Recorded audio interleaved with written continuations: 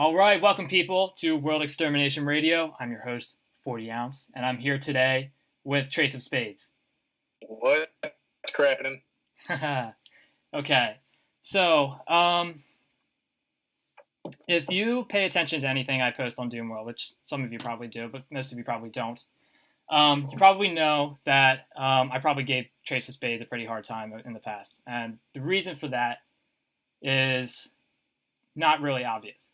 So I made a thread recently on Doomworld, and TraceOfSpades reached out to me, and he wanted to ask me a little bit about in more detail about it. And we talked a little bit, and then I kind of realized through talking to him that I don't really like the way the internet's going, and I unfairly kind of blamed Trace for it. That's basically the gist of it. A few times. Yeah. So as we talked a little more, I kind of realized that I don't know. Well, Trace, you like Doom, you like death metal, and you like controversial topics. So like we're really not that different. So even if we do like disagree on some stuff, it really doesn't mean that we can't be friends. Fuck it. Exactly. Fuck it. All right. So that said, I do have to ask a question that's probably on everyone's mind, and that is, why are you the way that you are? Well, let me put it a different way. You post on Doomworld, and I think people know that you're pretty outspoken about things like that you hate Hillary Clinton and that you hate political correctness and social justice warriors and all that kind of stuff. So, how did that come to be? As far as Hillary Clinton goes, I can't really say I hate her. I've never met her. I don't know her as a person. I hate more or less what she stands for, the whole progressive thing. It seems to be more hateful than it is accepting, even though they seem to try to give off this image of acceptance and tolerance until you say some shit like what I have to say. Yeah. So it's more or less that. I see it as hypocritical at times. I don't disagree with everything that left-wingers, progressives, liberals, whatever you want to call them. I'm more of a centrist that leans to the right.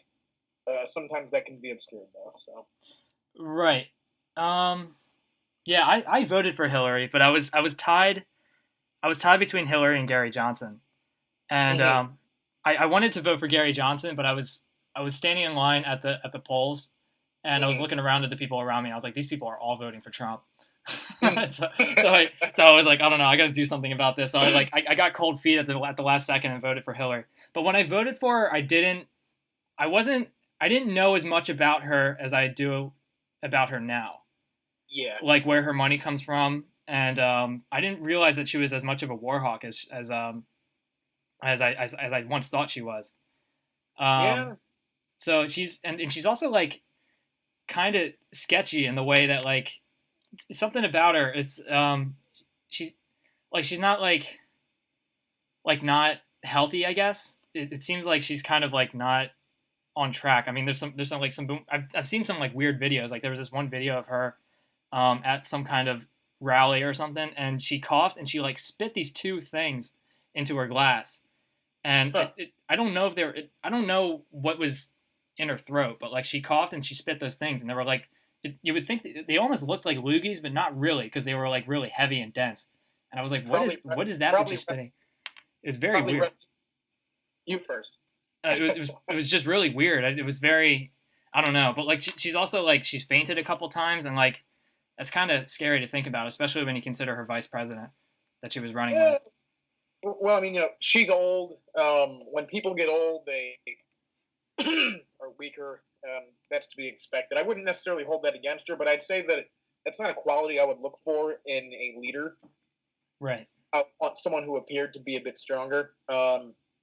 That's what I liked about Trump on the campaign trail. He, everyone knows he gave off that I don't really give a fuck kind of vibe. Right. Yeah, he was just kind of unapologetic about things he had to say, and, well, obviously I can relate to that. I was scared to vote for Donald Trump because here's the thing. The thing about Obama is that he's a very good speaker. Mm-hmm. And that's something I really value in people, is people who can public speak very, very well, who can articulate their ideas very well and speak very motivationally and things like that. And I didn't really see that in Donald Trump. Yeah, he seemed more like he spoke at people. I'll say this. I don't know how I feel about him now. I'm not nearly as optimistic as I was on November 9th. Yeah, it almost seems like he's like still doing the campaign because it's just like he's always like promoting himself, and I don't know. It's what I got. I have to disagree. What's that? It seems as though he's kind of strayed away from who he was on the campaign trail. You know, the whole, fire and brimstone, high energy, I'm here to do this, and I'm going to do it. I don't see that anymore. I admittedly haven't been paying as much attention to him since the inauguration. Yeah. But just little snippets I see on the news, on the TV at work. Yeah. He doesn't seem like the same person. Right. Well, he's probably tired out. I feel like the president's that kind of role is just a ridiculous kind of role. I don't think he knows what he got himself into. But I don't know if anybody really knows until they actually get there. Yeah, you're probably right. I mean, either that or who knows? Maybe there's some shit behind the scenes that we don't know about. Maybe some higher powers. I don't want to get too conspiracy theorist on you. So, but I mean, you never know what goes on behind closed doors. So maybe he got in and someone was just like, "No, you're not doing that." Yeah, well, that's kind of the situation because it seems like he's trying to get around all these rules and stuff, and there's just way too much red tape as far as the government's like how Congress is all set up and all that stuff, and it's just the stuff he wants to do is just really not very possible. And but I think a lot of presidents kind of run into that same problem. Yeah, I mean, in regard to him now, I'm still glad that he won over Clinton because, well, you know how I feel about progressive ideology. So I'm still glad he won and Hillary didn't. But I really think that both the Democratic and Republican Party deserve better candidates. Yeah. And I'll tell you this much, and I've said it since, it was found out that Hillary was the Democratic candidate.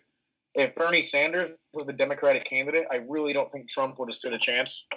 Yeah, it's possible. Yeah, Bernie got kind of got rubbed out. Yeah, he did. He got shafted. Exactly. Yeah, the DNC kind of already had their minds made up. Yeah. Very weird thing. Politics is so weird.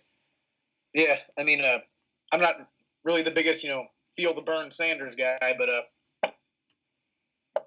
I don't know. I'd be happier with him than I would have been with Hillary. That's for sure. Yeah. Well, I just think some of his ideas were unrealistic and at least in America unattainable. I know that in some countries they offer free university, but I don't live in those countries. I don't know their circumstances that may allow for that. I just don't see that as something that's possible here. Yeah, it's kind of a pipe dream. Yeah, that's why I called him Bernie Pipe Dream Sanders forever. But I'll say this: he seems like someone who genuinely cares about the people, so I can respect that. I wouldn't have I wouldn't have been pissed or upset if he won. That's true. See, the thing about Hillary though is that like she seems like she's for the people by the way she speaks, but it's kind of weird how she gets her money. I mean, I found out that I've heard that all her funding came from like the Clinton campaign, which is basically just her and Bill like making speeches and stuff at colleges and universities and stuff, and just raking in all this money just to speak at these conferences and stuff. And that's kind of weird. I don't like all of the controversy that the Clinton Foundation has found themselves involved in. Whether it's missing children in Haiti, who were involved with the Clinton Foundation, or in any other country that they do work with orphans in, which, oddly enough, from what I've read, the only countries that they really do work in for orphans, they don't even issue birth certificates. So if a kid just happened to disappear, it's not like there was any record of them existing anyway. Ooh.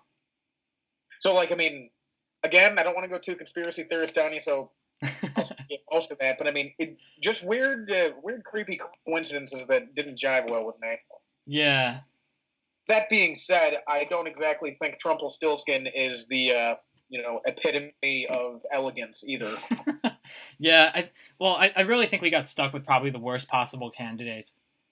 Yes. And we just it kind of, I mean, they were pretty bad last year too, and the year before, and we were just kind of, I don't know, I don't really know what to do anymore as far as politics go. I don't know. I mean, I'm at a point where it's like I don't give a fuck what people do with their lives as long as it's not impeding on me.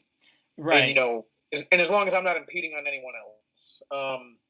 Even though I come off as some right wing, radical, depending on who you ask, I suppose. I have a lot of liberal views, actually. First and foremost, gay marriage rights. I'm a full supporter of that. I don't see any harm in that. Yeah. Recreational marijuana usage. I personally don't partake, but I don't see it as harmful, so I don't really see why that's a problem. I think the war on drugs is bullshit. Good on you, man. It's just a big money grab. As I've said before, my dad's a retired cop. Oh, okay. And, so I guess he's someone you could say was on the inside. Even he thinks the war on drugs is bullshit, and he says it's all just a big money grab. So. Whoa, that's pretty cool. I didn't know that. Yeah. So, I mean, here we have someone, who was in the business, I guess you could say, for, 30 plus years, Yeah. That the war on drugs is bullshit. I mean, if you ask me, there's no reason why someone who was found with, some cocaine on him is doing more time than someone who rapes a kid. Right. Yeah, that's very strange. That seems a little backwards. Yeah.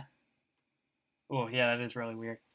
But you mentioned I think you're an advocate. You said you're an advocate against political correctness, and I have to I have to think about that because what is political correctness? Because there's nothing wrong with being correct, but political correctness is, I think that's originated from politicians, because they have to speak because their careers depend on votes, so they have to speak in such a way that is all inclusive of everybody.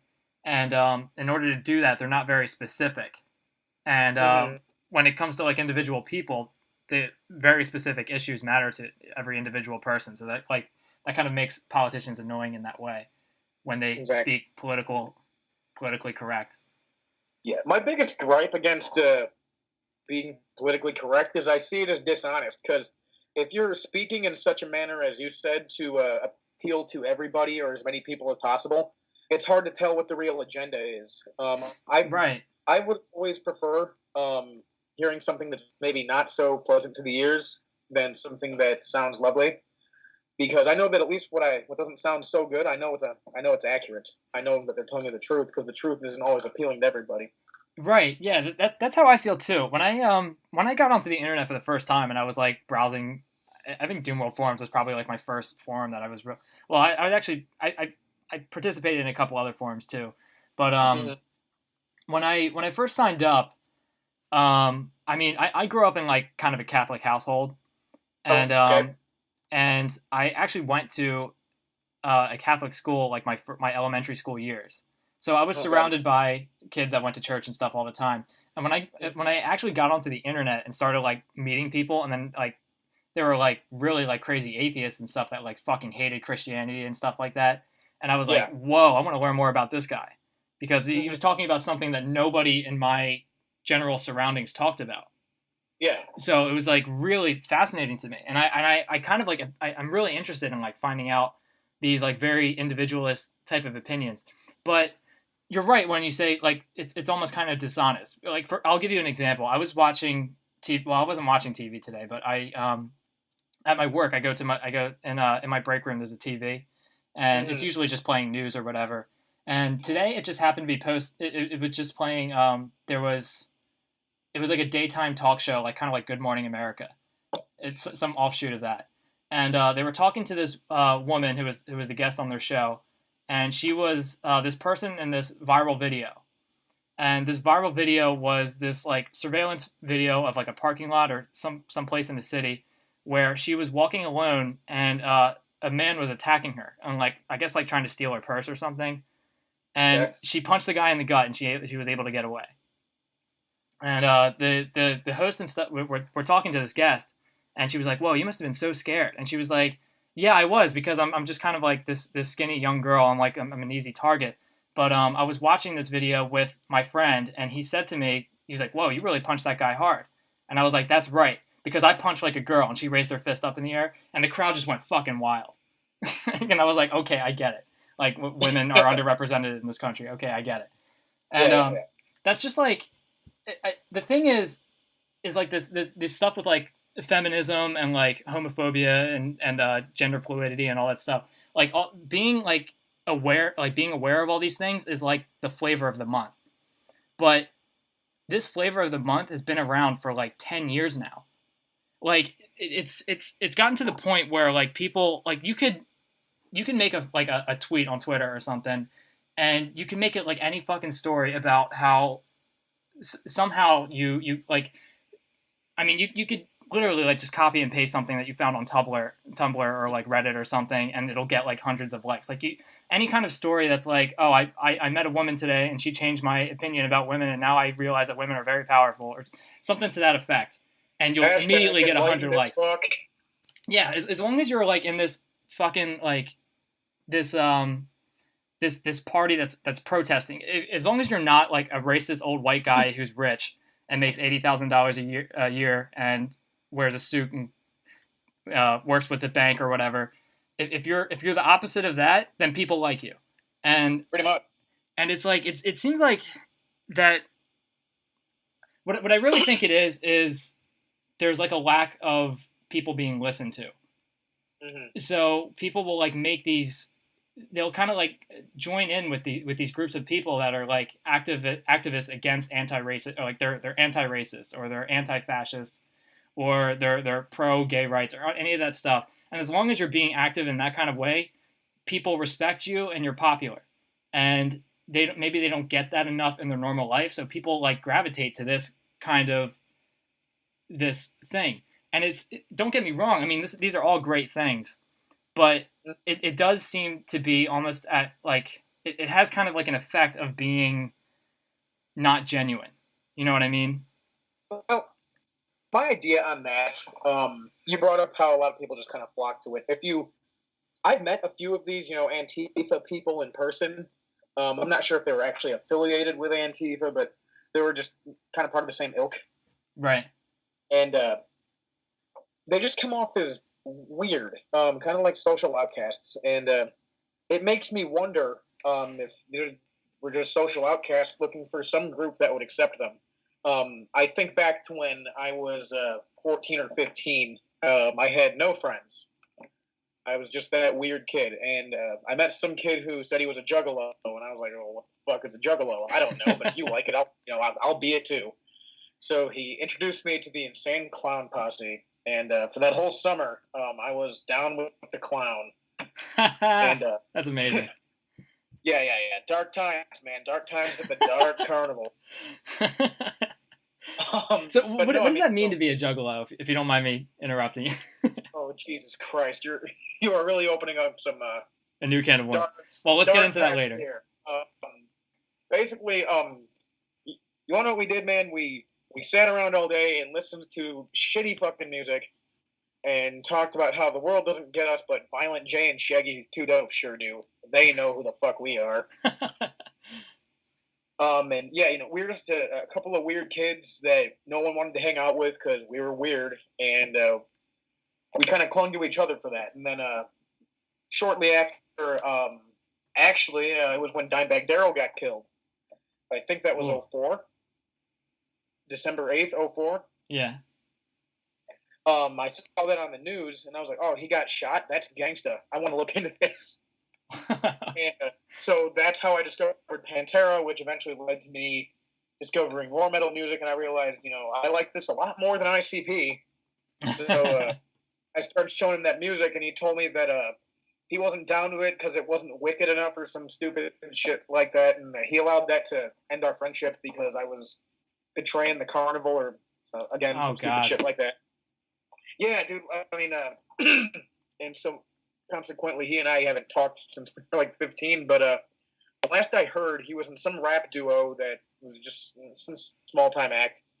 He's got all this metal in his face. His hair's dyed green and shit. I heard he was huffing paint and doing coke. Oh, So I jeez. was like, okay, well, that's how he ended up. Maybe it's a good thing I betrayed the carnival. But yeah, being a juggalo, I mean, same thing. It's a bunch of outcasts, coming together. Whether or not they genuinely like what they're claiming to like, I don't know.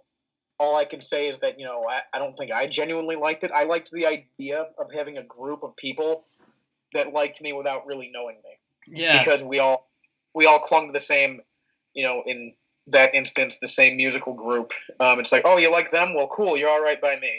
Right. And I can only wonder if that's what some of these like protesters and extreme leftist Antifa types are doing. Like, do they really know what they're doing? Do they know what they're really fighting against? Do they know what they're banding together for? Or are they just a bunch of people that want to be accepted? Because the few that I have met just came off as like real social outcasts. Yeah. I haven't met any in person, so I can't speak with any confidence that that's how they all are. Yeah, But, I'm just speculating. I mean, yeah. I didn't talk to them for too long. As soon as they found out who I voted for, my opinion was completely out the window. Right, yeah, and exactly. And if I've seen like videos and stuff of these types of people, and it does sound kind of like how you're describing. And I mean, most of these people have like a really strong presence on the internet. So if they're on the internet writing 45-page essays to everybody who possibly even remotely disagrees with something that they say, then they probably don't. They're probably not out in the world that often. Yeah. I mean, like I said, these protests have been going on forever. I think I've met 2 of these people. And, I go to our local junior college. So I don't even see them there, and that's, apparently where they spawn from. Yeah. But, no. I've only met, like, 1 or 2 of those people, and the conversations didn't last too long. Yeah. But it's like, I see videos on YouTube, and Antifa stands for, like, anti-fascism, right? Yeah, I think so. Yeah, and you see these people being asked, to define fascism, and they really aren't defining it properly. Right. Yeah. And that begs the question, do they know what they're doing? Do they know why they're there? Or are they just there because, a lot of people are doing it and they really want to feel accepted? Yeah, it does seem like that, because that's pretty much like the message, right? Is accept me for who I am. You know what I mean? Yeah, it seems that way. You mean the whole progressive thing? Yeah, I see that a lot. I mean, people like they identify with these groups, and then they're like, if you don't like it, then you're an ignorant bigot and all kinds of stuff. I mean, you can't be on the opposite side and say the same thing, because because to them that's the side of being the ignorant bigots that are homophobic, transphobic, Islamophobic. Pick your poison. They don't seem to believe in like civil or friendly opposition. They don't think you can disagree with someone and still be cool with them. They think, oh well, if you're not with me, then you're absolutely against me, which isn't always the case. Yeah, it's not the case for all of them, but but we obviously run into some of those people on Doom World. No. Unfortunately, but yeah, it's a weird thing. It's I don't know, because like I was kind of an outcast growing up. I preferred to play video games than actually like going out and hang out with people. So I spent most of my time making Doom maps and playing Doom. And things have changed lately, Yeah. but I don't know. But one of the things I really liked about Doom is that Doom was like an outside thing.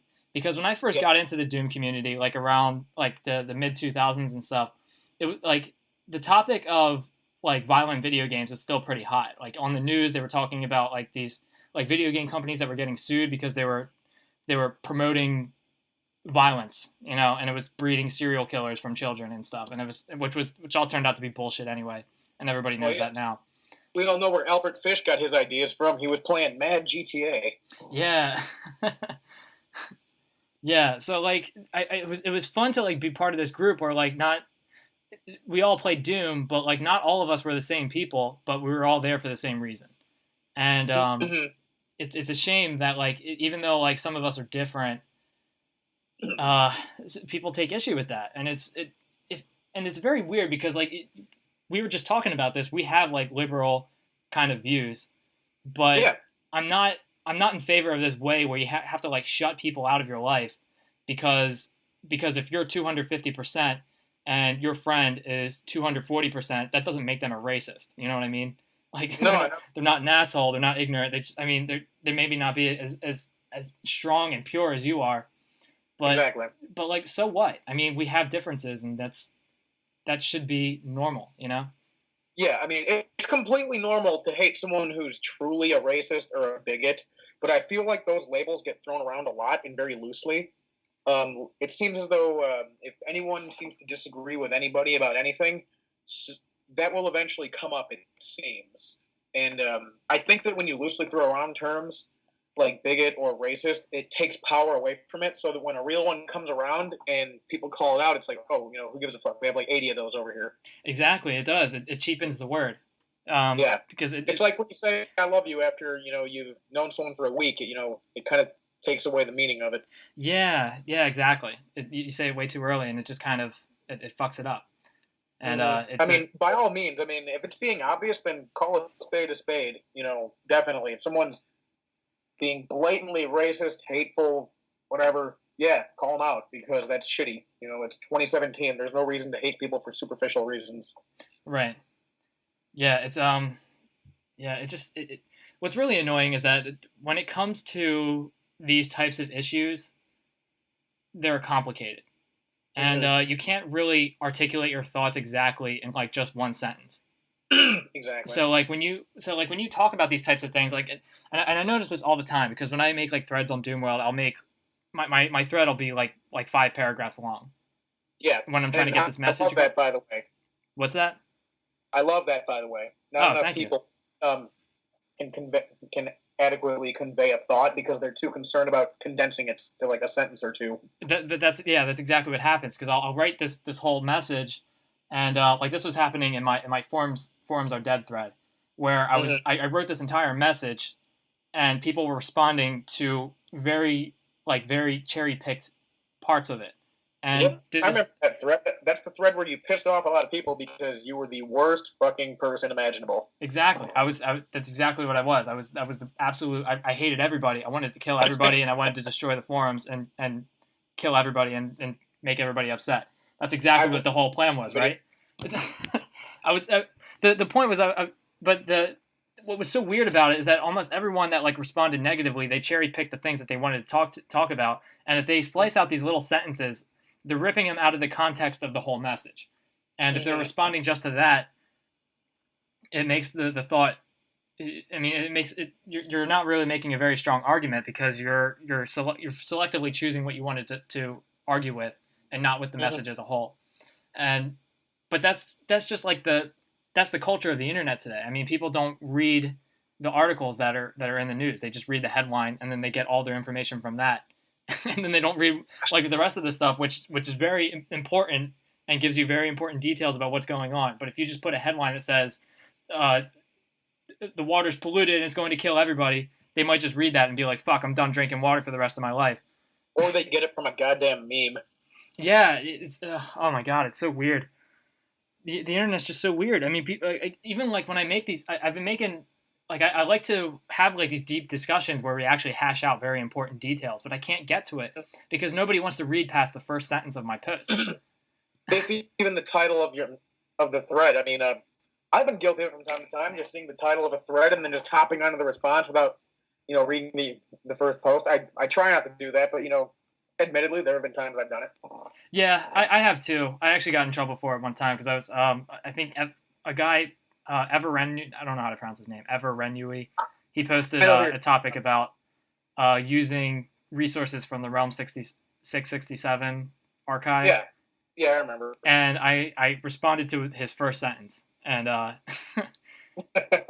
didn't read the rest of his post. But I did it. But I read it during a bathroom break because I do most of my posting on Doomworld through my phone because I'm not on my computer very often. Same here. Work. Yeah. So I was like on a bathroom break. I only had like a couple minutes. I was like, okay, I'll just give this guy a quick thought and then I'll get out of here. Mm-hmm. And that started up some shit. But Did you get pointed? yeah, yeah, but that's okay. I mean, I don't know. It's just it's a weird culture because like we don't. That's kind of like what I was trying to talk about in the forums or dead thread is that people seem to talk more in detail about things, and we don't really do that anymore. We're just kind of browsing through. Like people are just posting, and there's no time to read all the crap that people post. So you just kind of browse through it and cherry pick what you want to respond to. Mm-hmm. People are treating life like a pop-up book. Yeah, it's a weird thing. But despite that, I still love Doom, and I love Doom World, and I love the Doom community and the fact that we have as many people in it as we do. Yep. And I mean, at the risk of sounding cliche, even, the haters, they make the good people look better, and it's kind of entertaining when you see some people get really mad. I know. Yeah, that's the thing. I was talking about this with Dark Nation a couple episodes ago. About how like the definition of trolling has like really changed. And you know how you talked about how like being a bigot or being ignorant is like kind of been cheapened now because everybody's a bigot or a racist or whatever. And that's kind of like what time it is. That's kind of like what trolling has turned into, because if you say anything that someone could even marginally disagree with, you're a fucking troll. You obviously don't believe the same thing that I do, and you're just trying to promote your crazy agenda to influence people and get people on your side, and you're being an asshole, and everybody fucking hates you, and you have no reason being around me, and you need to get the fuck out of here. And so being a troll is not as complex as it used to be, where like if you state your opinion in a civil, polite way, in no way hateful whatsoever, if you disagree with whatever is the status quo in that group, whatever the group may be, bam, you are a fucking Nazi. You're going to hell. You're the worst part. You are scum. The worst thing about the new forum software update is that you were allowed back into EE. Whatever. Yeah. Man, it's so weird. The thing is that people aren't even being listened to. What I had to deal with in some of the threads that I've had recently that were kind of racy, where it was that people were not specifically responding to what I said, but they were responding to what I was implying, and which is like, I don't even know what the fuck that means, because I'm being very clear about what I mean, and if you're gonna like make up what I'm thinking and then respond to that, I don't even know how to participate in this argument. Yeah, I mean, I don't think I'm nearly as argumentative as I used to be on Doom World, because I've just come to learn that it's really an exercise in futility, even to try and convey my points or to explain my points, touch on them, whatever, because it's never going to work. It doesn't matter how I try to explain my thoughts. If someone disagrees with me, they will just absolutely disagree. They will not hear me out. And it's not just me either. I see that toward a lot of people. Yeah, it's a shame, and it's just weird because we're all here. We're all in Doom World. We're all here for the same reason. We all like Doom, Mm-hmm. And it's weird that like you have to be on these sides, and just like being even close to the line, you're already an enemy. Exactly.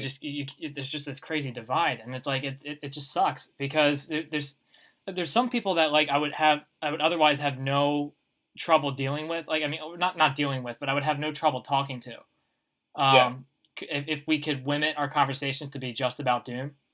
But it's like, as long as it gets like really personal and like about whether it's about politics or just like even just our own normal perspective of our everyday life, that can really create enemies.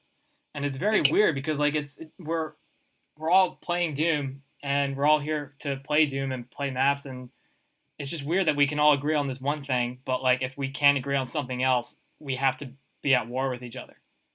Exactly. There's a definite line there seems to be in the forums, and it's pretty much like pick a side or get out. Yeah, and if you're not on the right side, you can get in trouble.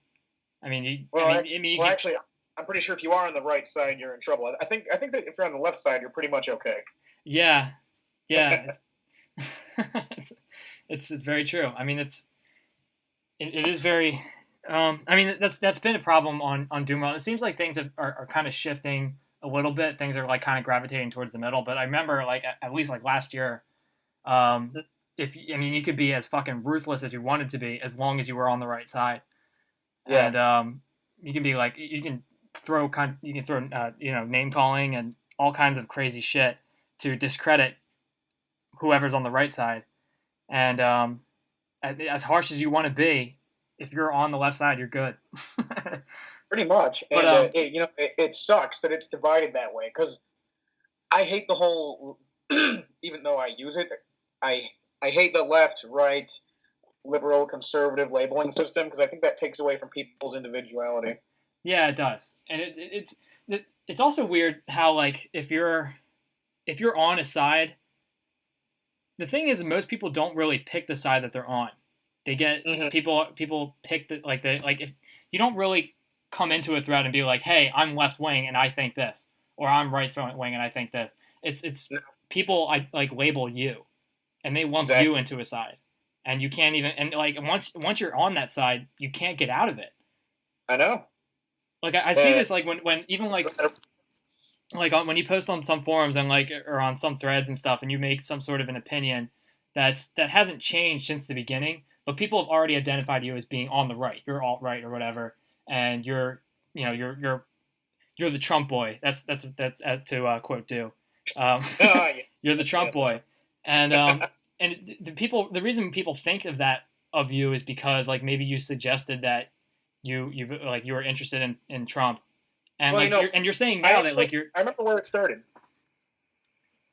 This is back on the old forum on blogs. I tried to make a very kind of moderate-minded blog post about political opinions. My mistake. Oops. And, whoops. And I'm going over, about how, yes, I support Donald Trump in this upcoming election, but I don't necessarily agree with everything he's saying. I was trying to kind of dispel that idea that people who support someone agree with necessarily everything they're saying. Yeah. And, when it came down to the goddamn transgender thing, me saying that I don't condemn people who identify as a different gender. I don't hate them. I don't think they should be persecuted or anything. I can't agree with that mentality. I can't look at someone who I know to be a certain gender and then just say, oh, you know what? It's okay. They said they're not, so it's true. And, that's not trying to mock anybody. That's literally just me admitting to something that I'm personally incapable of. I can't just alter my thought process that way. It doesn't work. Right. Well, what that sounds like is, like have you heard that how people will say like if you start a sentence with "I'm not racist," but you're already racist. Like you've already discredited everything you have to say after that. Yeah, pretty much. And that's kind of like because like people won't listen to you past your first clause of your sentence. So if you already say that, you could say I'm not racist, but I really enjoy Martin Luther King's speech.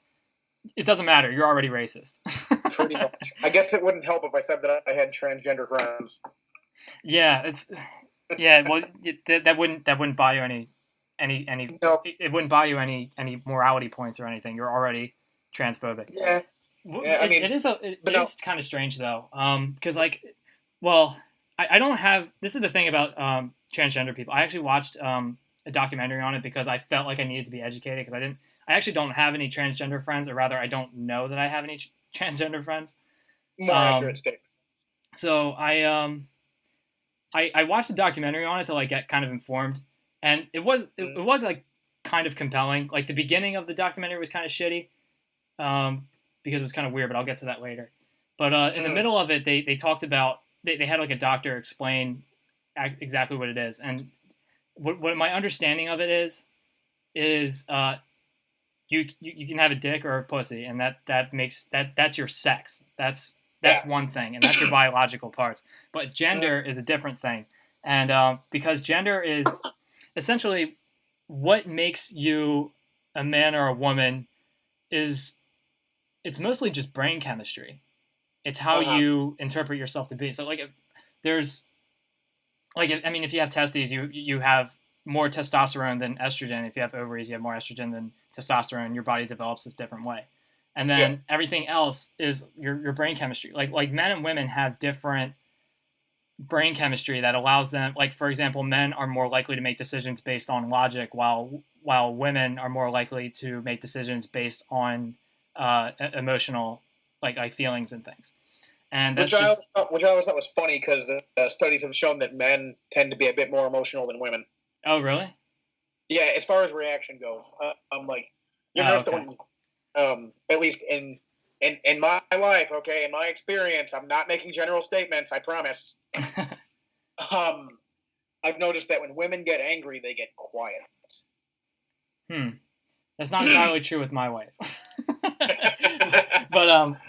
Well, but I mean, like, I've just noticed that many get really quiet, and they'll be like, "Oh, no, I'm fine. Nope, it's okay. Go ahead, whatever you want, it's okay."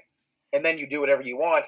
Suddenly, you find out it was never okay to do. That's true. They can be vindictive in that way. But that's not all women, by the way. It's so annoying that we have to talk this way too. Yeah. But anyway, my understanding of it is that that gender and sex are two different things, and that's kind of like where this transgender stuff happens. And a lot of people seem to think that I don't think that gender dysphoria is a thing. It absolutely is. If someone says they identify as a woman, but they have a penis, yeah, I'm not saying they don't. I don't know their mind. I don't know how they feel.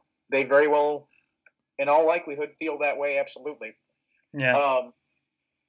I just don't like being persecuted because I won't say, okay, yeah, he's a woman. I won't hate him. I'll even be cool with him. I don't care. Yeah. And that's the thing. I think it's because I just don't give a shit. That's where a lot of people seem to have a problem, because I just don't fucking care. It's like, oh, you're a guy, you think you're a chick, cool. Right. Yeah. I don't know. I don't see any problem with giving people the pronouns that they choose to go by. But it's what's weird about it though is that what was I going to say? Well, there's nothing really that weird about it, because I don't have any problem giving people the pronouns that they want to be identified by. But when it comes to what I do find is kind of like weird about the transgender issue is that you see a lot more men changing to women, not as many women changing to men. I haven't been exposed to enough people to make that observation, so I haven't noticed, but I probably also haven't really been looking, because again, I don't care.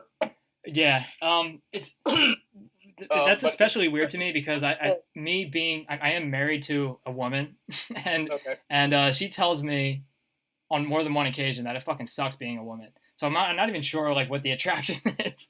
Like there's painful childbirth, menstrual cycles. Sometimes you're discriminated against. You have to deal with creepy men. There's a wage gap. All kinds of patriarchy that's holding them down.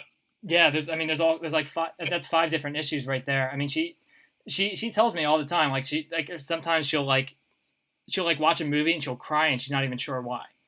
And it's and like she tells me in detail like about this stuff, and she says like it fucking sucks to be a woman sometimes. And like because like men have like just like through puberty they have like better upper body strength, so she's just like weak, and it just fucking sucks. So like I don't even know I don't know what it is that's attractive about being a man and then wanting to be a woman. But I don't get it either, because I don't have gender dysphoria. But as two men who don't have gender dysphoria, there's no possible way that we can ever even begin to understand why. It's truly a mental thing, and it would be like me trying to understand why someone who is bipolar is the way they are. I can never understand that, because I don't have it. Right. Yeah, that makes sense. The best I can do is just don't be a dick. Yeah. going back to the pronouns thing, when this came up on Doomworld, yeah, on retrospect, it probably could have gone. The thread could have gone without me just pointing out. Oh, by the way, I don't acknowledge pronouns, but hey, it's cool. Don't worry about it. Yeah, that was a dick move. I probably could have not done that, and it would have been cool. Now, my whole thing with the pronouns, since it was brought up, I'll just go ahead and touch on it. If I know the person as a male, like him, he, his, and then one day they're like, okay, I need you to go ahead and stop that because I'm a woman now, so just change it up. That's now that's confusing me. The concept is confusing to me. That's basically all it is. It's confusing.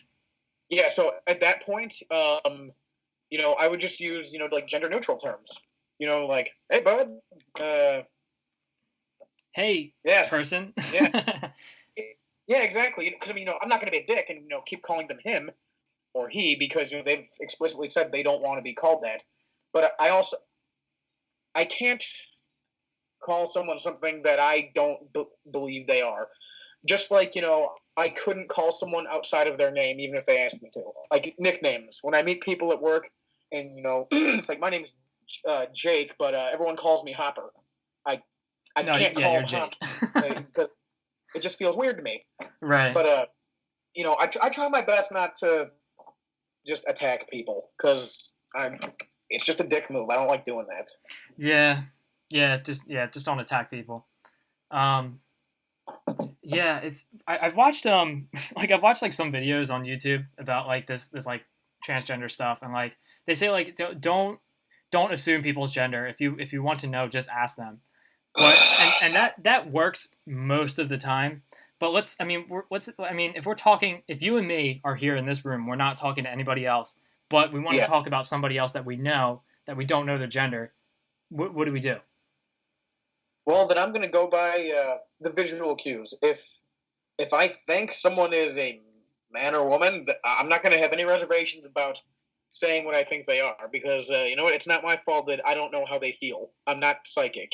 Right. It's just very weird because like what I know.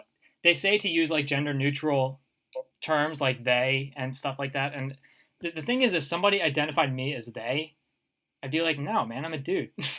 You know what I mean? Like, it's such a weird. So now it's okay to use gender neutral terms. Okay, I understand. No, I don't fucking understand. I'm more confused than yeah, because it doesn't work for me who doesn't have gender dysphoria. It's like it's very weird that people would like assume that I'm anything but a guy if I don't like.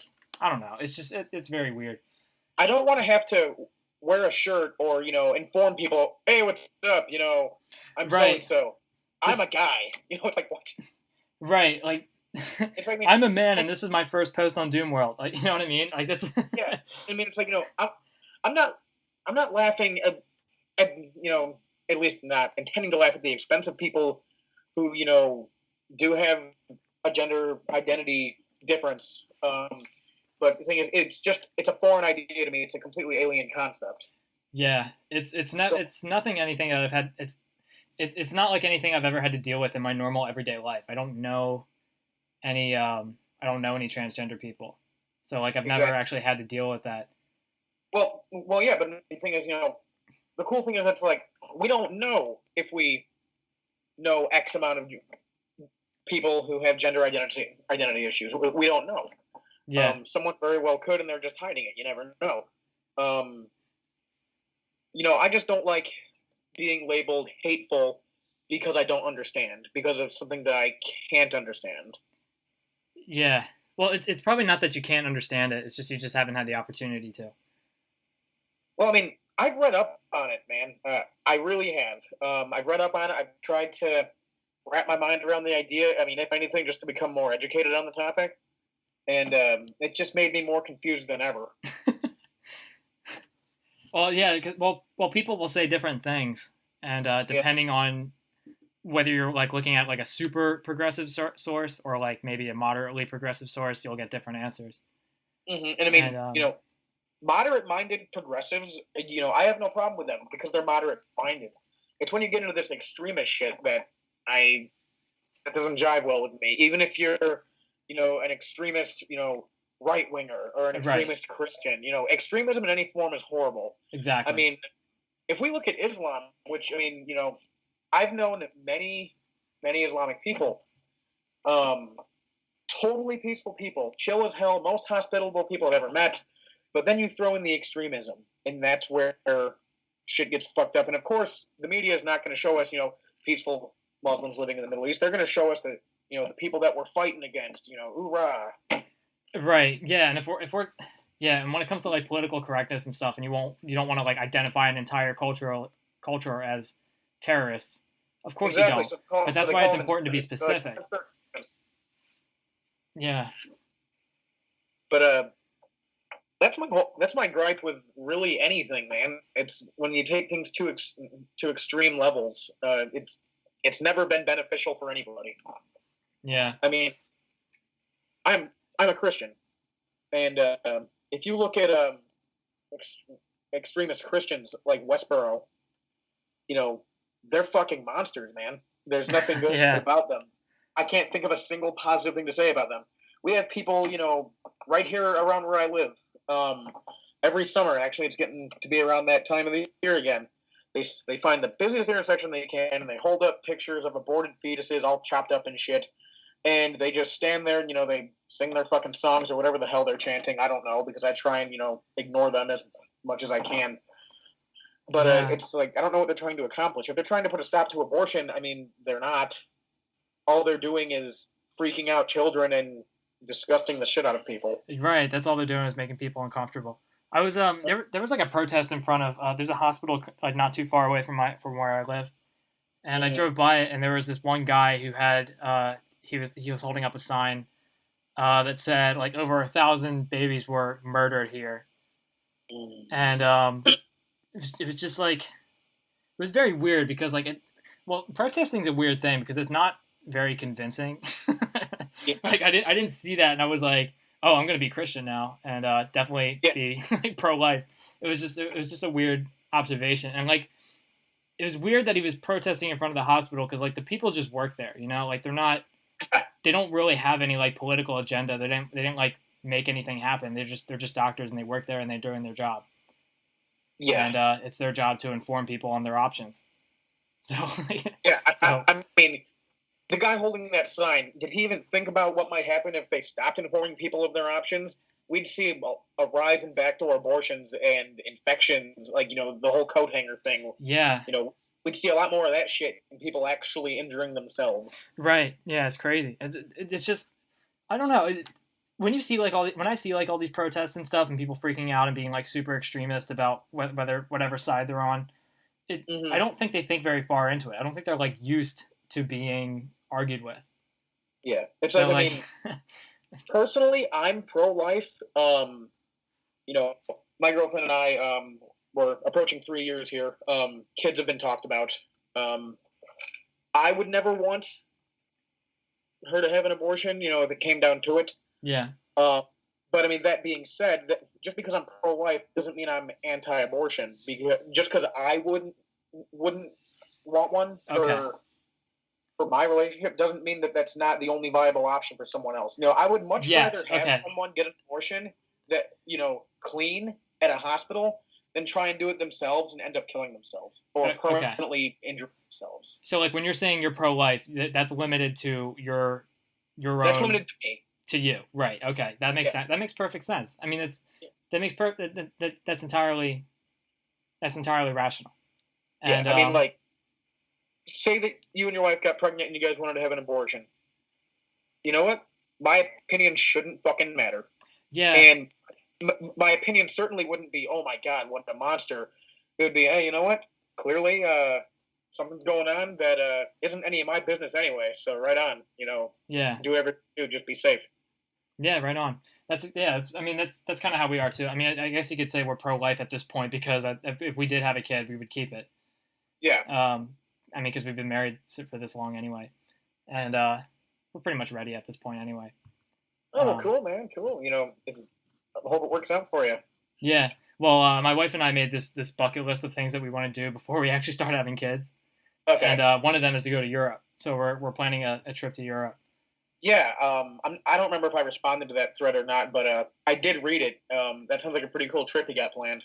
Yeah, I got some pretty awesome information. By the way, any Doom World members who want to hang out with me, let's work it out, man. I'd love to do that. Land party in Hamburg. Oh yeah. But yeah, we wanna jump around. We're gonna go to London, and we're gonna see Paris, France, and we're basically hitting all the capital cities. We're gonna go to Munich, Germany, Cool. Barcelona, Spain, and then Rome, Italy, and then we'll fly out from there. And My dad lived in Germany for a few years back in the 70s when he was in the army. yeah, Yeah, he said it's a pretty cool place. He said it resembles Wisconsin a lot. really, Yeah, like as far as the geography, the way that neighborhoods are set up, nature.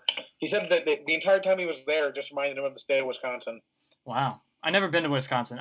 It's weird that I'm trying to go to Europe and visit all these countries because I actually haven't been to many states outside of like the neighboring ones that I live in, that I live near. Gotcha. I've been to New York, and I've been to like North Carolina, Virginia. I've been to Ohio once for like a little bit, and Delaware, New Jersey. Like that's pretty much it. Mhm. But I've also been to California once, a couple times too, because my brother lives there. But I've been to Pennsylvania before. I thought that was a pretty cool state. yeah, it's good it's good in its own ways, you know. I mean, we drove through Philadelphia, and it didn't seem like maybe the friendliest of neighborhoods, but I thought it had a cool look to it. The aesthetic was just I don't know. I mean, I guess you can describe it as just a very urban place, I guess. Yeah, Philadelphia's cool. It's gotten pretty nasty. I've heard that Philadelphia has the worst sports fans of any state in the United States. I don't know anything about sports ball, so I don't really either, but I do kind of understand it to be true because what team are they? the Philadelphia Phillies for baseball, Ah, the Philadelphia Flyers for hockey, Sixers for basketball, gotcha. and Eagles for football. And I'm not that big into like sports and stuff either, but like they can. But I've heard that from like news articles and stuff that out of all the states, Philadelphia fans can be like the most like violent and vindictive towards the other team. I've heard this. I've heard the same thing about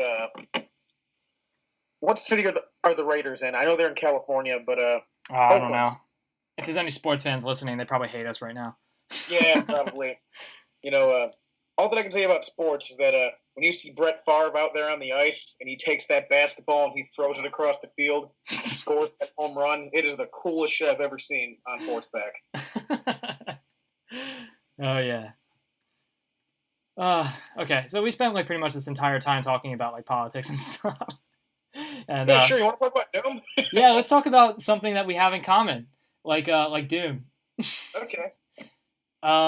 So we can appeal to some of the people that are actually listening to this. Yeah. Right. I'm sure I've triggered enough people already. I'm sorry. I probably should have said trigger warning. Yeah. Well, I don't know. People can expect that. So Yeah. you managed a Doom project before, right? You managed Doom 2 Redux. Yeah. Me and Gangrel did.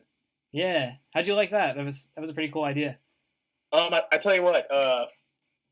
It took a lot longer than I expected. Because that project was, I think that was like a year and a half in the making, I think. Beats me. It was over a year. I honestly thought it would take a few months.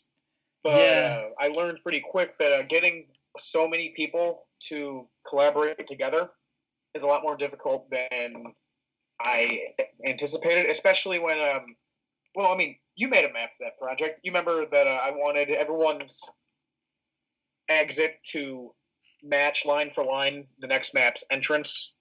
Yeah. Yeah, that's right. I saw that a few people had a hard time with that. Yeah. That's the thing with community projects, though. That does happen. Is like they'll kind of have like this like surge of energy like right in the beginning, and you'll get like a whole bunch of maps at once, but you'll get a bunch of unfinished maps, and then the people won't finish them. Yeah. And that's one of the problems I was running into with a couple of the community projects that I've done. You kind and Well, I mean, you almost look at what you did with Mutiny. I was working on that slums map, and I don't know what happened. I lost it. I had all these ideas at first, and then I had the hardest time finishing that map. Yeah, yeah. Pinchy picked it up, and that was very nice of him. But I think like I forget exactly what happened. I think like some people that tested it said they didn't like it or something, and I don't know. I'm not really sure what came of it, but I still have it, and I plan to use it. And I intend to do like a Mutiny mission pack, which is like just an extension of the project, Okay. and I'll probably use it somewhere in there. Cool. Yeah, I mean, my original plan for that map, I wanted to take a map of the French Quarter down in New Orleans. Just like an aerial map, and kind of somehow make a map that was based on the layout of the French Quarter.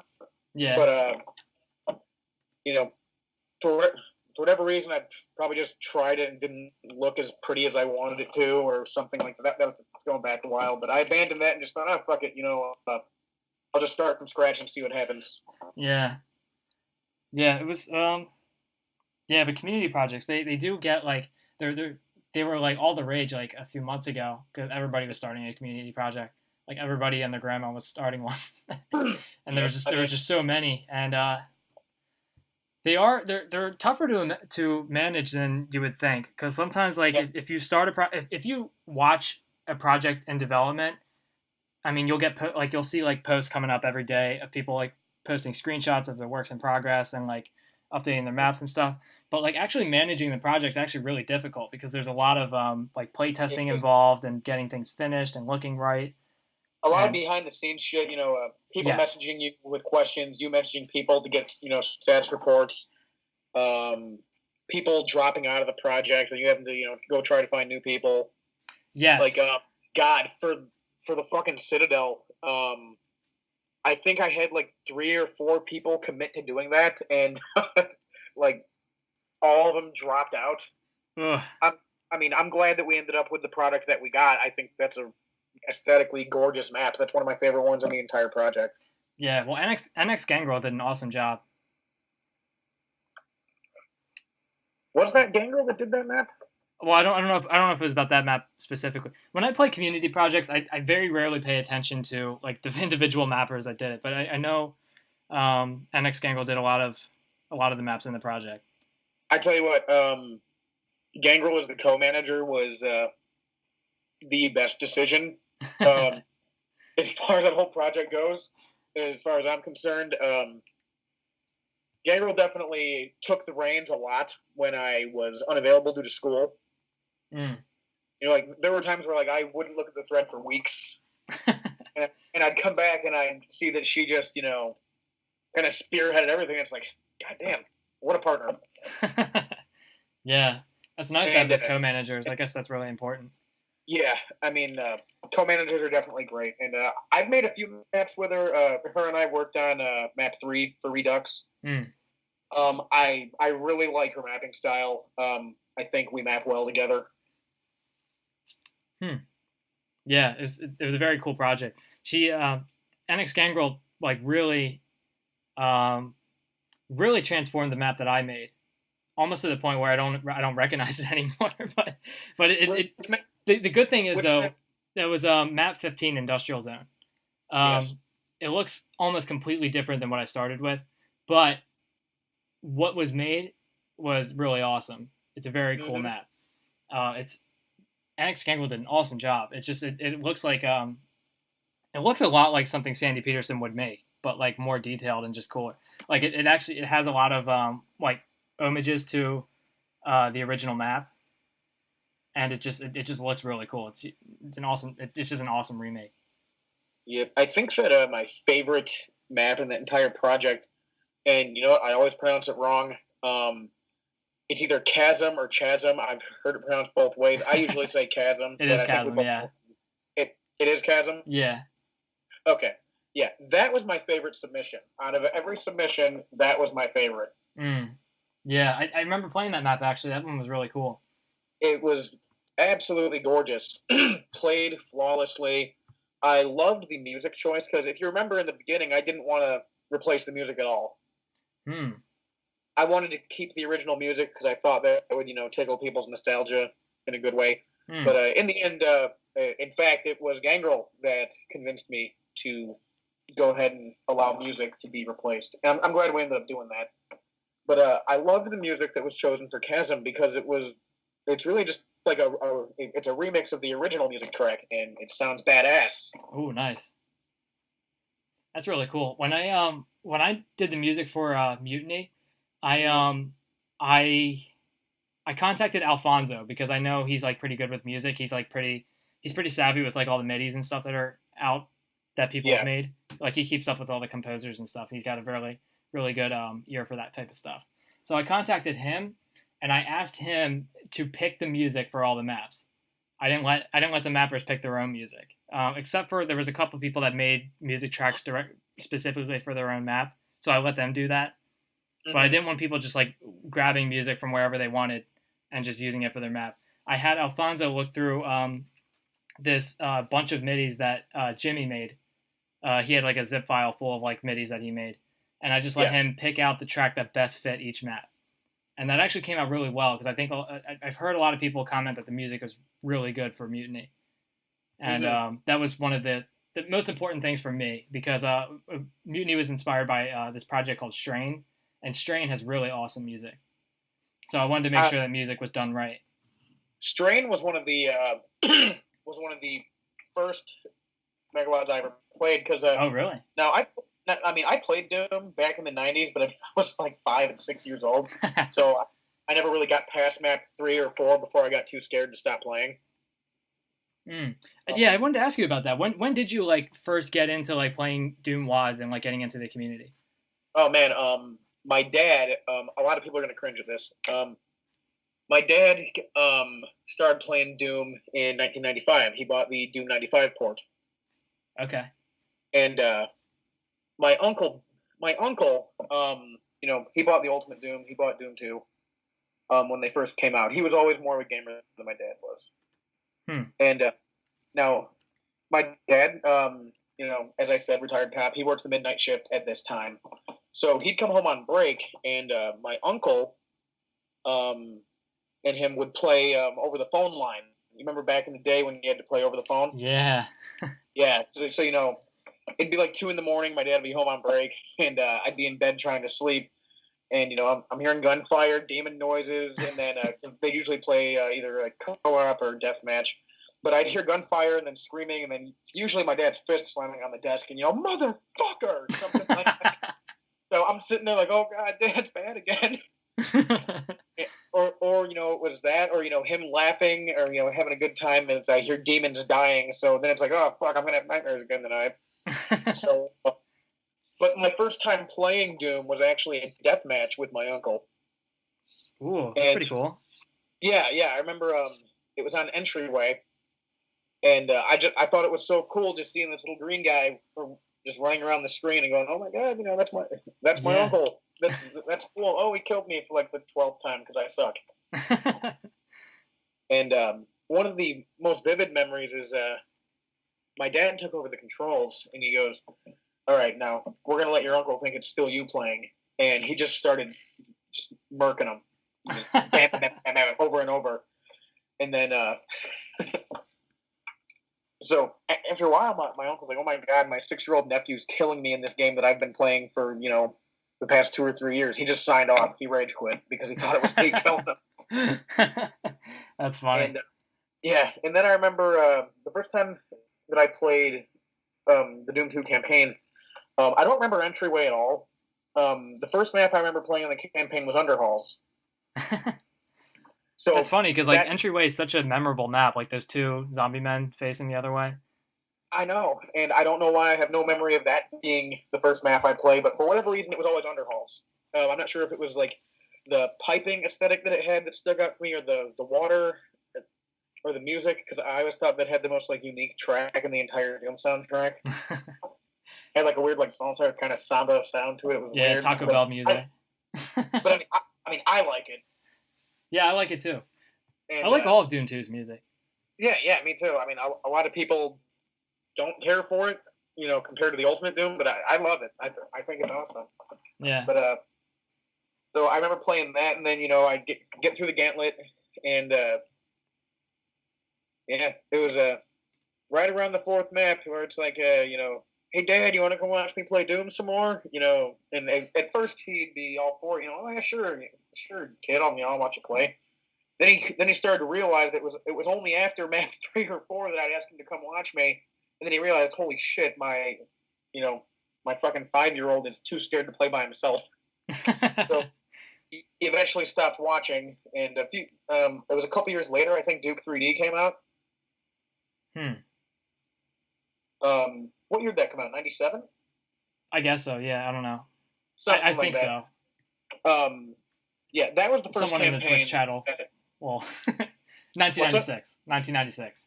96. Okay. So yeah, I would have been 6. So Duke 3D was actually the first FPS campaign that I played all the way through, by myself without being too scared. Yeah. Yeah, and then my mom found out there were animated tits on it, and well, that was the end of my Duke Nukem career for a few years. Oh no, not the tits. The animated tits, man. Oh man, those little pixelated boobs. Oh man, good times, good memories. Yeah. I've told many people my my story when I played Doom for the first time, but I'll tell it again. Yeah. So when I was like, I had to have been like 3 or 4 years old. My brother came home with my oldest brother came home with these floppy disks and like one of his friends, and I don't know how we got it, but he got like the shareware version on these floppy disks and he installed it on our computer, and I got to watch over his shoulder while he played with his friend, and they knew all the cheat codes too, but they weren't using them. I think they only used like the weapons cheat code, IDKFA. Gotcha. Yeah. And so I was watching them play, and they were like killing all these monsters, and then after they got bored and were done, I was able to play after them. And I was like fucking 3 years old, and I used all the cheat codes, and I played on I'm Too Young to Die, and nice. I got through the entire first episode. It might have taken me like 2 weeks or something because I was like I was getting lost a lot, but but I was able to play through the whole thing like just like with all the cheat codes on, and I came back to it I think like when I was like maybe like 8 or 9, when I got the full version of it. And then I played through the whole thing with cheat codes again because I was just terrified of seeing the Doom guy's face with blood on it. That was just a really scary sight for me. Dude, me too. I mean, at a young age, that's kind of that's pretty scarring. Yeah, you get sucked into it. The Doom guy is supposed to be you, and that really that narrative really works. And you're just like, fuck, I'm dying. Oh my god. It's so scary. More than the bloody face or anything, it was the sound. It was the alert sound of the Hell Knights and the Barons.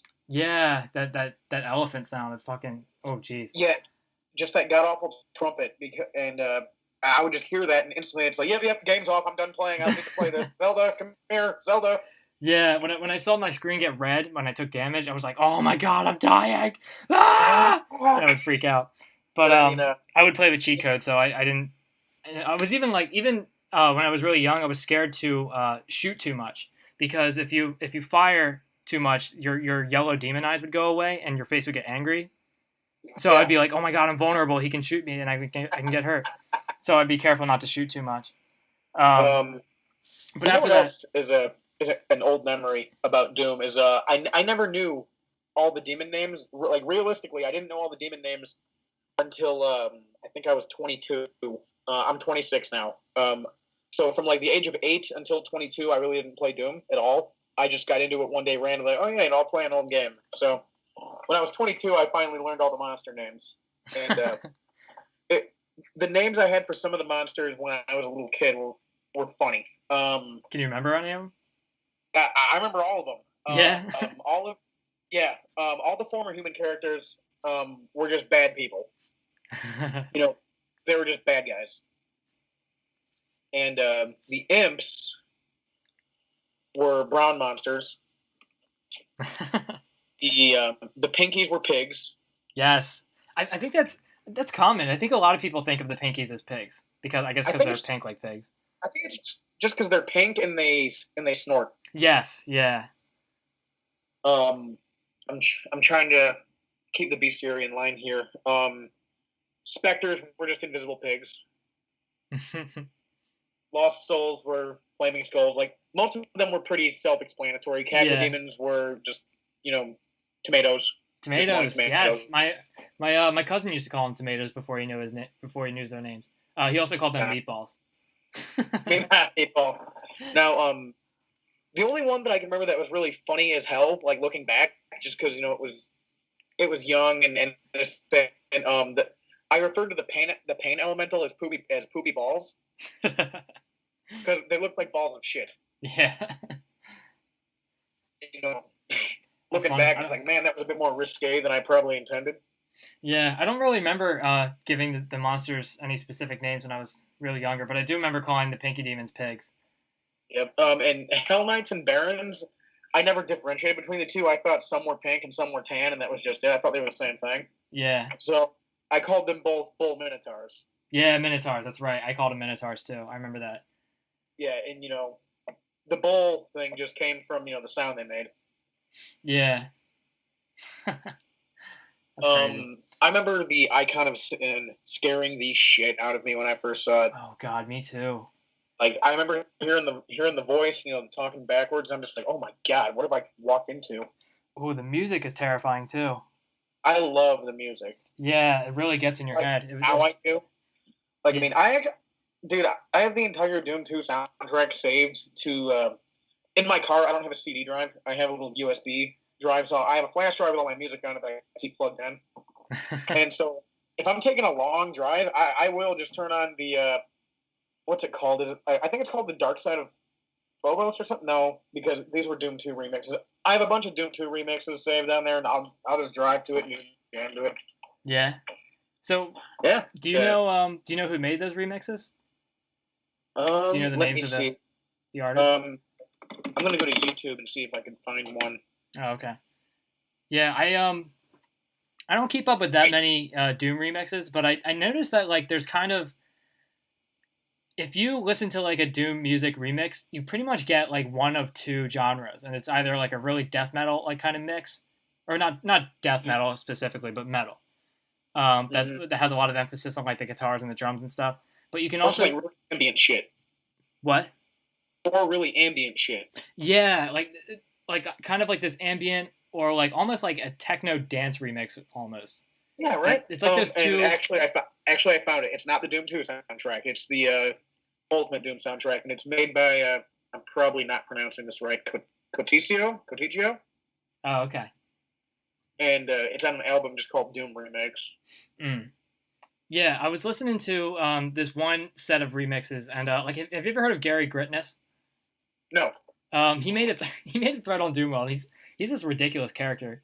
Because he posted some pictures of himself, and he's like this guy. He's like this rap guy, and he's wearing like, he's got like these glasses, and he's wearing shades, and he's got like a Letterman jacket, and he's like fanning this like wad of $100 bills, and like I guess he's like, I don't know, but he's done like remixes for other like video games and stuff before, and I listened to his remix, and it's like very like Super Nintendo-y sounding, like very like nostalgia, I guess, like video gamey kind of style. How can I find this? I kind of want to listen to this. You can search for him on YouTube. He's Gary Gritness, Gritness, but he was like the most. It was I don't know. It wasn't. I wasn't really that into it, but it was just like a weird style, and he seemed like a really interesting kind of person. I'd like to talk to him sometime on the show. How do you spell this again? Gary, Gary. And then his last name is Gritness, Gritness.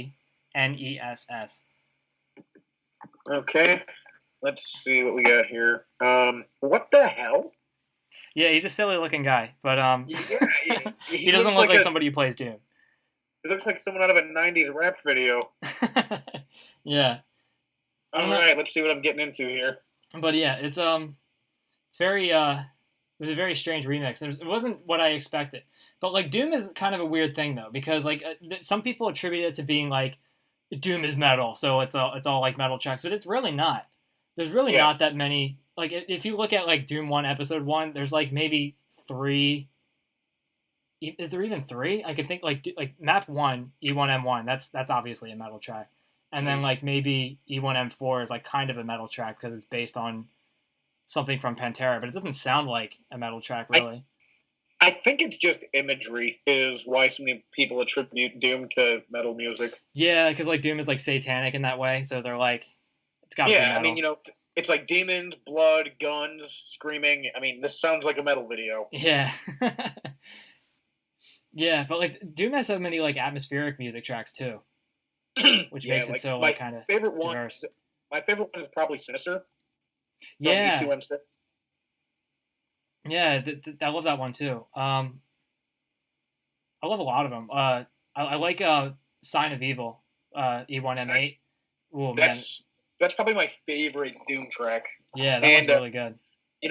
On those videos that you see on YouTube where they compare Doom music to real music, there's a similarity to Master of Puppets that I see in Sign of Evil that a lot of people seem to overlook. Whoa, I didn't know that. Well, it's on the Master of Puppets album. Are you familiar with Metallica's music at all? Not really. I'm aware of the album and I'm aware of the Master of Puppets song, but I'll have to look into it. Okay, well, not the song Master of Puppets, but on the Master of Puppets album, there's an instrumental track called Orion, and there's a part where the song slows down and takes on a more somber tone, and there's this little bluesy solo that James Hetfield does that sounds just like the main riff, if you will, of Sign of Evil. That's really cool. I'll have to look into that. Yeah, that was great. I'll just send Doom World. I'll tell you what time it comes in. Yeah, it would be cool if I could get someone like Bobby Prince on the show to like talk about how he made the music. But that'd be. I've read that all the guys that did were just a bunch of metalheads and just tried to at least for the metal tracks anyway, tried to emulate their favorite music into the game. That's what I've read too. Like John Romero is like a big metalhead. He listened to all kinds of like Queensryche and like Judas Priest and all that stuff, and he just gave Bobby Prince a bunch of like metal albums that he listens to and be like, all right, just make something like this. so he lifted like music directly from it. Yep. One of my other favorite tracks from Doom 2, which isn't metal at all, it was Into Sandy's City. Yeah. A cool little fun piece of trivia, if you will, is that it originally wasn't supposed to be played on the harpsichord. That was kind of like a little joke that Prince did, because originally it was played on piano, then it was like on guitar.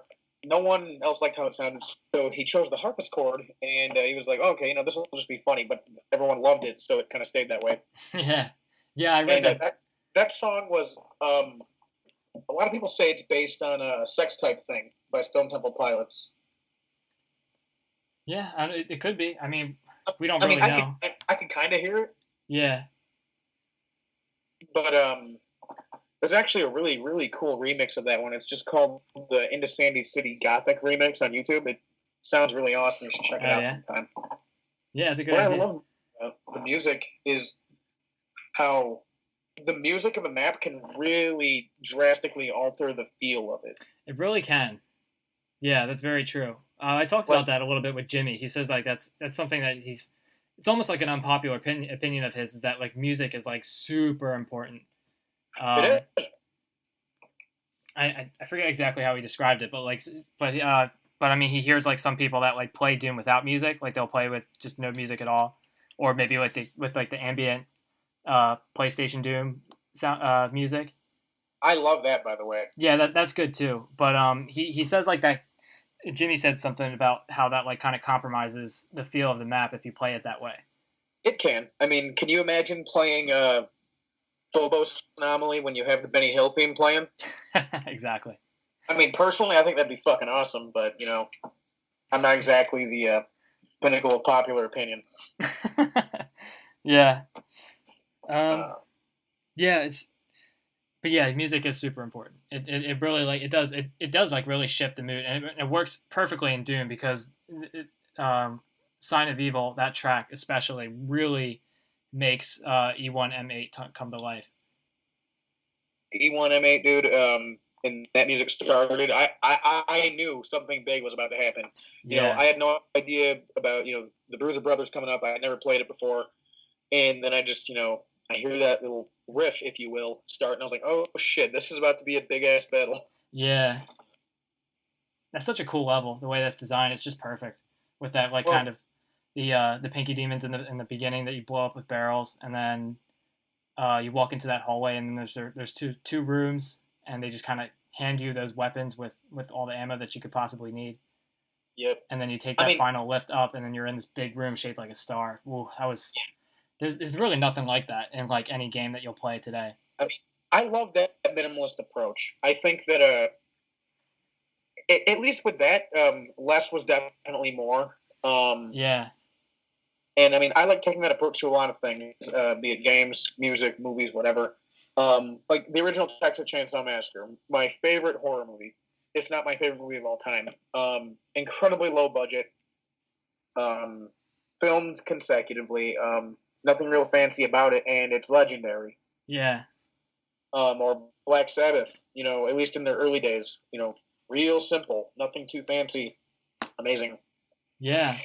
Yeah, especially in movies too, because like the original Alien movie, for example, like almost like there's you very rarely see the alien in the original Alien movie, and that's what makes it so fucking terrifying, because you're just like, when the fuck is it gonna come? Edge of your seat the whole time. That's my favorite movie, Monster. Yeah, and like any like movie that you watch today, they go like really heavy with the CGI, and like they really want to show off what they've done, and they show you the monster right away, and it's not that scary. But even in Alien Covenant, I hated it. You hated it. The problem is I went in expecting an alien movie, and it just wasn't. It didn't rub that way. Yeah, I didn't watch it, but I've been wanting to watch it. I'll say it's worth checking out. Were you a fan of Prometheus? Oh, I actually didn't see that one. It's pretty good. You should check it out. But if you're going in there expecting like a throwback to the original Alien movie, it's not that. Yeah, it's just I don't know. I guess that's what happens with these like movie reboots and stuff. It just never really captured the spirit exactly. It's a different time. They're appealing to a new generation that wants flashy lights and explosions. Yeah, exactly. So they're looking for all flair and no real talent. Yeah, right. Going back to music, I know that you and I had said that we had that in common. What are some of the bands you're into? I listen to a lot of like old school grindcore. So I listen to like Insect Warfare, Napalm Death. This one band I'm really into is called Wormrot. Mm-hmm. I don't know. I mean, I've been opening up a little bit more lately. Like I have a friend that I've been talking to recently who listens to a lot of like stoner rock and like doom metal and stuff. Okay. So I've been kind of opening up towards that, trying to explore that genre a little more. I used to be like really, really like specific about the taste that I like. Yeah. Like, because I listened to a lot of like punk rock growing up. So I listened to a lot of like the Casualties, the Unseen, A Global Threat, GBH, Dead Kennedys, the Misfits. Sure. That was like my jam, like when I was in like high school and stuff, and like I despised everything else. If it wasn't that, it was garbage. And now I'm kind of that was me with thrash metal in high school. If it wasn't thrash metal, go away. Yeah, and I still listen to all that stuff today, and maybe not as much, but I'm trying to open up a little more and be like less. Because when I was talking to this guy about like stoner metal and progressive rock and stuff like that, I wasn't into it at first, but I gave him the chance to explain to me what he liked about it and show me some of his favorite bands and albums and stuff. And sometimes just like talking to somebody who's that passionate about something, that passion kind of rubs off on you. Totally. If I myself am into the whole like stoner doom metal thing, so if you're ever interested, I'd be more than happy to send some shit your way. Okay, sure.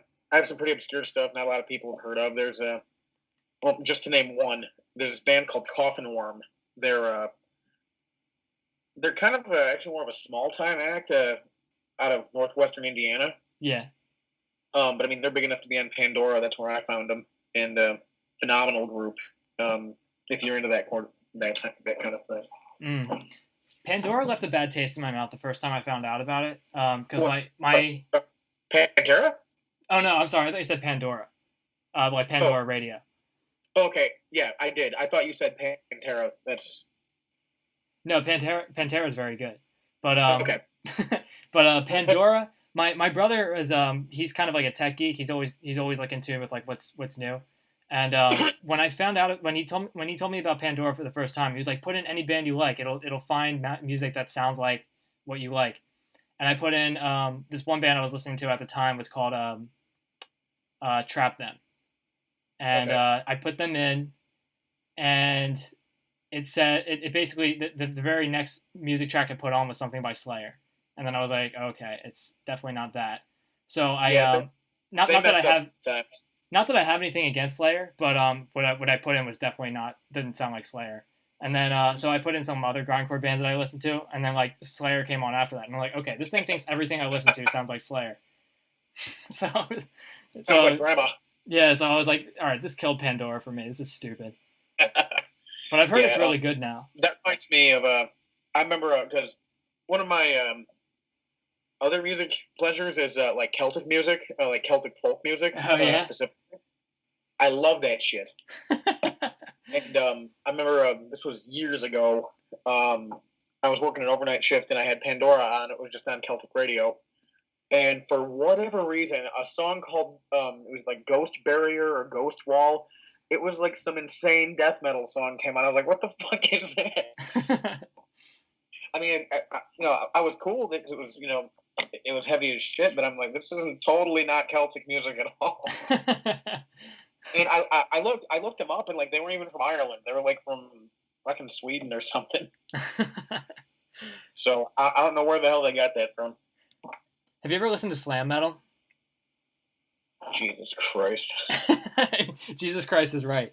I found out about it recently. Well, not too recently, but it's like there's one thing I will give it credit for. It has some pretty awesome album art. But I'll agree with that. The music is just it's basically what if you talk to anybody who doesn't listen to death metal and you tell them that you listen to death metal, what they're thinking of sounds like slam metal. Yes. Because it's just these really boring guitar riffs and just like these repetitive drum beats, and the vocalist just going like for the entire time, and he's not actually singing anything, and it's just and they just have like the most ridiculous band names too. Yeah, like Infant Annihilator and shit like that is absolutely insane. I don't understand that name. Yeah. It's here. I'm actually about to send you something, and I'm not sure if you feel about Disturbed the same way that I do. I personally don't care for them. Not really. Yeah, no, I'm not really that into them either. Okay, then I really think you'll get a kick out of what I just sent you. Okay. Yeah, I'll check it out later. Yeah, do that definitely. It's funny as shit. Just some guy that dubs over live performances of metal bands or rock bands. Oh yeah. Yeah, that's pretty cool. And it's funny because like they did one for Nickelback, and it went as awesome as one could expect. Yeah, that sounds great. I have to admit I've been to a Nickelback concert before. Yeah. And I'm not proud of it, but hey, okay. Yeah, well, I had a friend who bought Nickelback tickets for him and his girlfriend, and that night his girlfriend broke up with him. Good, and probably because he took her to a fucking Nickelback show. Yeah, well, he had this extra ticket, and I felt bad for him, and I actually haven't hung out with him since then. Yeah, because of Nickelback. But no, we actually had a really good time because we got drunk while we were there, and they do put on a pretty awesome performance, but I wasn't into the music, but it was fun being there. Yeah, and, I mean, there's a lot of good energy there. I mean, I've been to shows where I didn't care for the band, but the energy was cool. Like trying to think, who was it that was playing? Hatebreed. I don't really care. I don't really care too much for their music, but the show was amazing because of the energy. Yeah. Yeah, it really does make a band like I've been to some shows where like some bands that I usually didn't like at all. Mm-hmm. Just like the way they perform on stage just really turned me around. Mm-hmm. I didn't I didn't have a thing for Napalm Death until I saw them live. And after I saw them, I was like, damn, these guys are awesome. Same thing with Mushroomhead. A lot of people don't like their sound, but their show is absolutely insane. Yeah, it's just the way they perform. They're really like the way the vocalist like really gets into it and like is really shouting into the microphone and like running around on stage and being crazy and stuff. Like that charges me It's up, cool. you know. It's cool. It's fun. I like when they incorporate things that are a little outside of what's normal. Like, I brought up Mushroomhead. I've probably seen those guys about 12 times. Wow. They have these water drums up front that every time they hit it, the light inside changes and just shoots water up. So, like, I mean, if you're in the front row, you get absolutely soaked. And they all wear these creepy ass masks that are blacklight reactive. The keyboardist schmott usually ends up smoking a blunt on stage or something. Goat Lord hits blunt. That's schmotts and Mushroomhead. I had a friend who saw Gore in a concert once. Okay. And they had like this dummy that was dressed up like the Pope, and they had this big machete and they cut him open and blood sprays everywhere. And that's just like they do all this crazy stuff in their performances and everything. It's just so reckless, but it sounds like it would have been a lot of fun. It's like Kiss, I don't care for their music, but if they were to come through my area, I'd probably go see them. Yeah, they'd probably play a fucking awesome show. Yeah, I mean, I've seen clips of Gene Simmons like vomiting up blood and flying around and shit on a cable. I mean, fuck the music. That's a cool show. Yeah, that's crazy. And what really sucks is when you take a band that sounds really good on like CD, and then you see them live, and it's like, oh my god, they're garbage. Yeah, I've heard about that. I have some friends that listen to Leftover Crack, which is like this crack rock steady band, and they're like really popular, but I heard they're like garbage when they play live, and it sucks because like their music is really good. I've also heard the same thing about another band called Converge. They're like not as interesting live. They're not as energetic live as they sound like on their CDs because they're just like, I guess they're just overproduced or something, and they just can't recreate it when they play live. Yeah, I mean, I remember the first time that I experienced that, and it's probably just because of how old he is. Ozzy Osbourne. Yeah. He was one of my first concerts, and that was in 2005, 2006. It was at some Ozfest. And, I was so psyched to go see him because, I'd watched all these old YouTube videos of his live shows from, like, the 90s and shit. And I was like, oh, man, this is going to be great. I love his music. His live shows look cool. And I see him, and it's like, oh, I mean, I'm happy that I'm here, but this isn't what I expected. Yeah, I have a friend at work who saw Metallica recently, and those guys are old as shit, and he just said it was so boring. Damn. One of my coworkers just went and saw them when they were at Soldier Field in Chicago this week. She said that it was actually a really great show, but I always hear mixed reviews. Yeah. Everyone's always either like, oh, the show sucked, or oh, it was the best show I've ever been to. Yeah. It does kind of depend on what your expectations are. My experience going to shows, though, is I had a lot of friends that were like into punk rock and stuff, so we saw a lot of like do-it-yourself bands and stuff, and they played at like random venues at like bars and these clubs and all kinds of stuff like that. And a lot of the shows I went to were just like these local bands that were like it was only like $5 to get into their shows, and a lot of these guys are like trying to make it big, so they really put on a good show when they're there, and they're like really.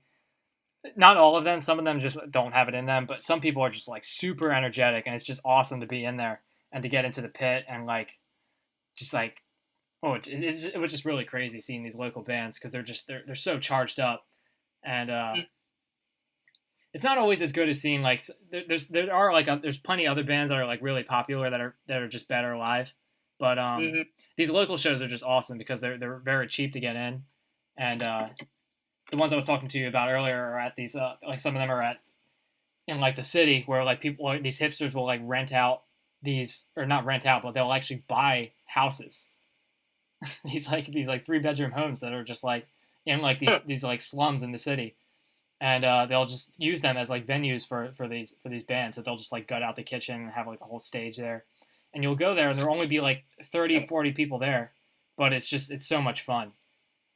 That sounds pretty cool. Yeah, and that's still going around. I think there's a website to go to called phillymetal.com, and they have shows. I haven't been to one in a long time though. I don't know. I just kind of like grew out of it. I guess I don't know. Same here. I got bored of going to shows because much like we were talking about on Doom World, how a lot of people they have so much in common, but they just hate each other for some reason. When I go to metal shows, it's like I'll see people wearing the same shirt as me, and I'll be like, "Oh, hey man, nice shirt," and they'll be like, "Whatever." And it's like, "Well, fuck you too, dude." Yeah, it's weird. Some people are shitty. Yeah, and I've just noticed that when I go to like unless it's like some huge outdoor festival, like back when Mayhem was around and good. Yeah. Or Ozfest, like people were cool there. But like any kind of like show at like a nearby venue or smaller venue, it's like everyone's an asshole. I just got tired of it. Why is everyone so antisocial? You got me beat. I mean, it's a weird thing. I mean, at the end of the day, I didn't really care because it's like I'm here to see the show. Yeah. And frankly, I don't give a shit if someone's an asshole. But still, it was just.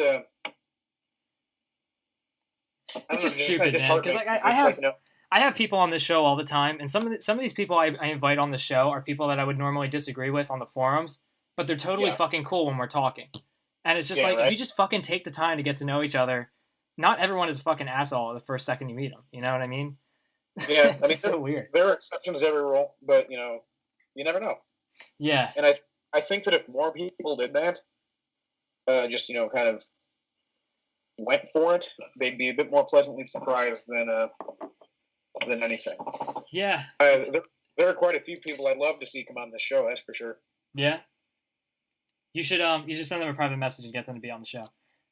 Yeah. Well, if I do that, I might get pointed. You might get what? I might get pointed if I do that. What does that mean?